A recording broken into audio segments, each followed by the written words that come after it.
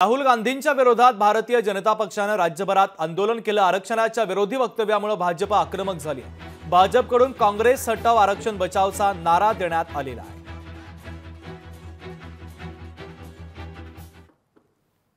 संजय राजाराम राऊतने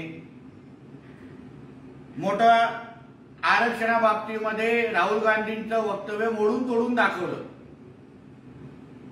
अमेरिकेमध्ये बसलेले राहुल गांधी यांनी जे जे बोललेले आहेत ते पूर्ण इंटरव्ह्यू लोकांनी पाहिलेला आहे।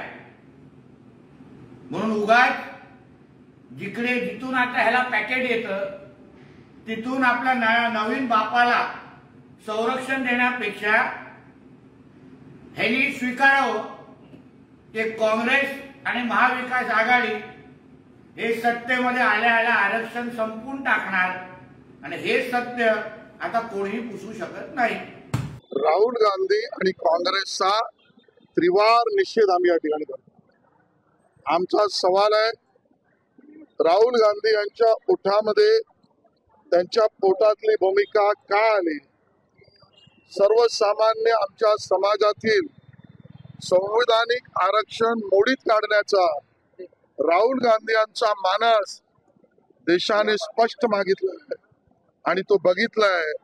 आणि म्हणून आमचं आव्हान आहे काँग्रेसला आणि राहुल गांधींना, चैत्यभूमीवर येऊन परमपूज्य भारतरत्न डॉक्टर बाबासाहेब आंबेडकरांच्या चरणाशी नाक घासून माफी मागेपर्यंत हे आंदोलन आम्ही चालू ठेवू।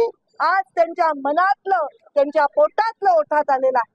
खरं तर आपल्या देशाची गरिमा आपण देशाच्या बाहेर प्रत्येक पक्षाच्या, प्रत्येक विचाराच्या, प्रत्येक जातीच्या, प्रत्येक धर्माच्या माणसांनी ठेवली पाहिजे।